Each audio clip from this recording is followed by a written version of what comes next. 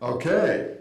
My particular assignment today is to speak about the general issue of the meaning of Israel to contemporary American Jews. And so let me say in that connection that I think this conversation is actually important in two ways that I want to signal at the beginning. We read a line in last week's Parsha, Spies, where Caleb tries to refute the spies' report and says, Alona lev yarashnu ota ki yachol nuchala. We can do it, basically. And there is, I think, a growing hopelessness in the Jewish world as pertains to the peace process. And the notion of tikvah has become a kind of mitzvah. So a conference that's focused on tomorrow, assuming that there is a tomorrow or many tomorrows for the Jewish people, for the world, and for Israel, and for Judaism, is a very good thing in and of itself. And it's good to participate in this and promote this assumption, this conviction, this resolution that there will be good tomorrows. The second thing I wanted to say is I'm concerned that Jews talk to each other much too little. There's lots of editorial writers, there's lots of politicians, there's lots of machurim who have meetings all the time, but regular Jews are finding it more and more difficult to talk to each other, Jews in America to one another about Israel, I think Jews in Israel to one another about Israel, to talk civilly and constructively and with respect, and Jews between America and Israel.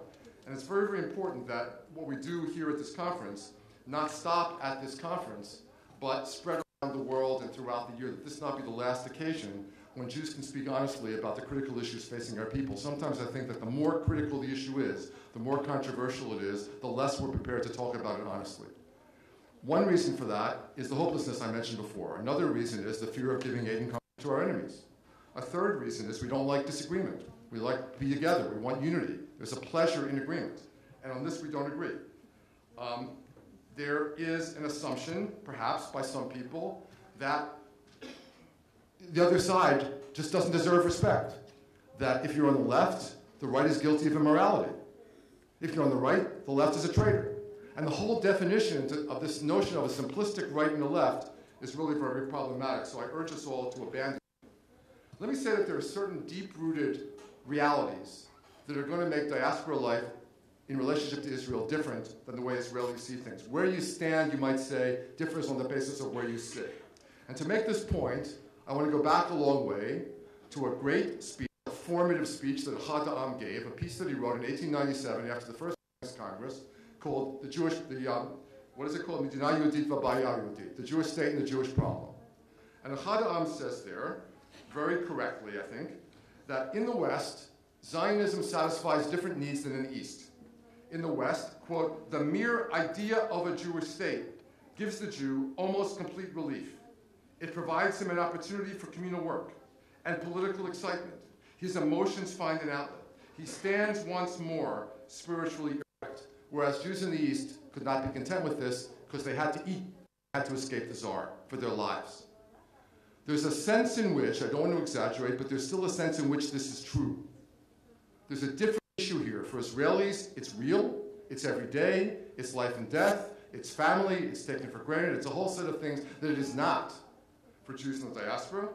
For Jews in the diaspora, it's something else. It's a homeland, it's a foundation. I'm going to talk about this for a moment.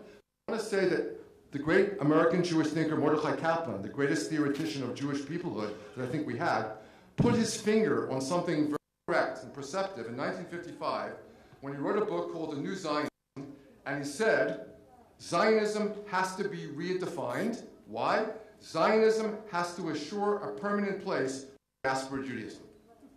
The purpose of Zionism, Kaplan says, is to assure a permanent place for Jews wherever they are, this worldly salvation, by which he meant personal fulfillment. Zionism has to enable Jews to be personally fulfilled in France, in Uruguay, in the United States. So it's not just that we want to feel good. That's very important. You want to feel good about yourself as a Jew. You want to be proud of yourself as a Jew. You want to be proud of your Judaism. What the state does, I would maintain, what the Prime Minister of Israel says, is of more weight in defining Jewishness and Judaism to most Jews than anything that any rabbi is going to say, any experience at Camp Ramah or in their local synagogue. Israel overpowers the local experiences, the non-vicarious experiences of Jewishness for many people. This is a fundamental difference of the situation between us. Now, Israel is for many people, very mysterious and complex. It's hard to know this place. And if you look far away, and especially if you've never been here, and you don't read the papers every day, it's hard to grasp on it.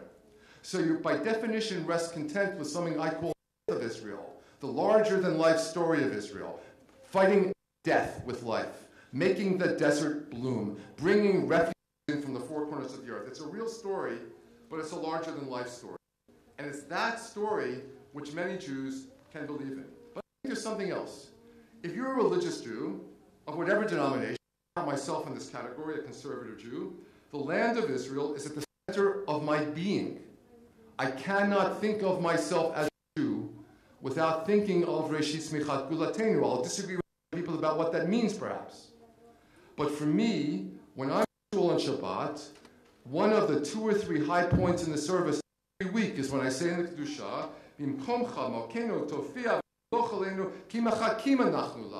and there's this sense of waiting for God to appear in the salvation of Israel. It's fundamental to a Jew's religiosity, or to a Jew's spirituality, or to a Jew's being Jewish, no matter who they are. So you have a situation here where what Israel does is important to Jews in a very fundamental way that will never go away. If you're religious, it takes on one meaning. If you're not religious, it takes on another meaning. And I think more and more, these categories of religious and non-religious do not do justice to reality, precisely because to be a Jew in the 21st century is to face overwhelming realities of history and to be connected, like it or not, to faithful stories and incredible opportunities to live what I call life with a capital L. So I would conclude, in relationship to the questions that Chemi posed, most American Jews are going to go with Israelis on this question. We want a voice. We think that we're important. We think that it's important for each of us to hear the perspectives of the other. We can't do this by ourselves. A voice does not mean a vote. I don't want the Israeli cabinet to worry about diaspora Jews' fate or situation when they're debating fateful choices about the security of the state of Israel. But I think that we Jews need to be talking to one another all the time on a serious and honest level. If we're talking to one another on a serious, honest level, the dichotomies of yes versus no, and voice versus veto, and formal versus informal are going to go away. The important thing is serious conversations between Jews about what the meaning of Jewishness and the Jewish people is today. I'll close, since I began with a little bit of Dvar Torah, I'm over time, I will close with one. So in this week's Parsha, Korach makes a terrible mistake. He argues that holiness is inherent in the Jewish people. Holiness is a possibility for the Jewish people. And I would say that in our day, as in his, the road to mitzvah, the road to Torah, leads to what happens here. Thank you very much. Thank you, Dr. Eisen. I ask you a short question. Which is a greater danger to the cohesion of American Jewry, in your opinion? A peace agreement, which entails what we all think it will entail, or the lack of a peace agreement?